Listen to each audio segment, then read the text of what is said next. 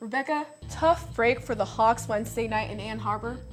Close, but no cigar for Fran McCaffrey and company. Our sports staff with all the news and reactions starting now. Guys?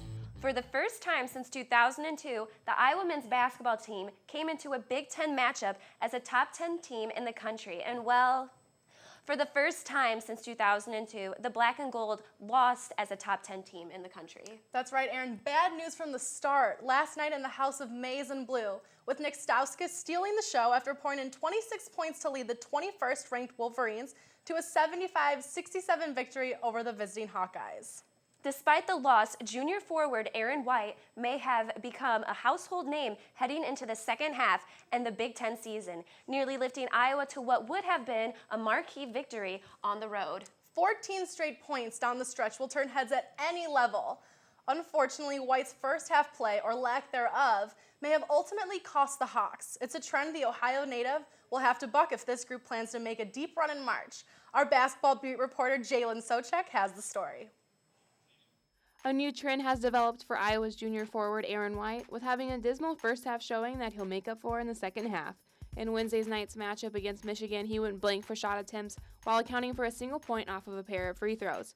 Then came the second half, where White pushed 16 more points on the board for Iowa, going 6 of 12 from the field, but it wasn't enough to close in on the lead, falling to the Wolverines 75-67. 3 days earlier against Minnesota, both White and Devin Marble took a backseat in the first half to Josh Ogilvy's 3-game when he went 4 of 4 from the arc. But the pair came fighting in the second half, closing out the game with a combined 34 points after only combining for a single point in the first half. The junior only took 5 shots but ended the game with 18 points, 10 coming from the line. This time, Iowa was able to come back from a halftime deficit to beat Minnesota 94-73. Kind of embarrassed with how I played, to be honest with you. 0 points. The one shot I did got blocked by a 5'9" point guard, which is interesting.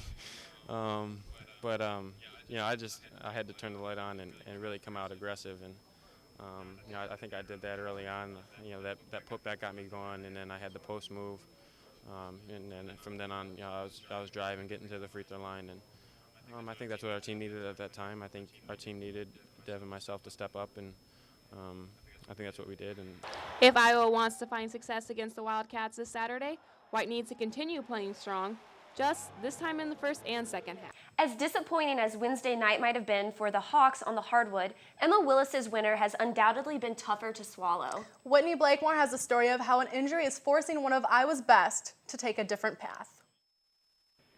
Since the age of 2, Emma Willis has had gymnastics in her blood, competing all around the world on the Canadian national team and then as an Iowa gymnast. But with such a high level of gymnastics comes injuries.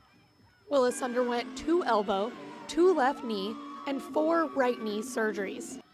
But it was ultimately a required meniscal transplant that ended her career this season. It was hard to tell my team that I wouldn't be competing with them this season. It was hard to tell my family that they couldn't come watch me compete anymore. It was really difficult. Yeah. It's been difficult to fill her shoes. Those are big shoes that you're trying to fill. Not only that, but she's just a great kid. Along with being the Hawkeyes' go-to all-around competitor, Willis was also the leading scorer on the vault. But unfortunately, with a career-ending knee injury, she's helping her team in another way on the sidelines as team manager. We kind of do a mix of everything. There's a bunch of managers on the team. We help order the food for them when it comes to meet day. We move the mats for them. We do coach them a little bit if we see something, especially because we were gymnasts. So actually, gymnasts make the best coaches. As team manager, Willis is able to lend her expertise as a competitor to the younger girls by giving advice during practice and even just calming them down before a meet. She still contributes to the team and has a huge impact. You know, she helps every single day in practice, in the competitions, you know, gives us that extra boost of confidence. So that's really good. And we love having her, you know, as our team manager. So Willis says she will miss those days on the mat, but being a team manager is the next best thing. To me, it's a blessing because I may have lost the gymnast, but I didn't lose the gymnastics. Whitney Blakemore, Daily Iowan TV Sports. Unfortunately, that is all the time we have on tonight's show, but a quick reminder before we leave you tonight. The number 2 ranked Iowa wrestlers take on yet another top 5 opponent in Minnesota this weekend in Carver Hawkeye Arena. For exclusive highlights, insight, and post-match sound of this one, be sure to check out our brand new mini-series, Mat Side, this coming Monday on dailyiowan.com. But for now, Muriel, Rebecca, it's back to you guys at the desk.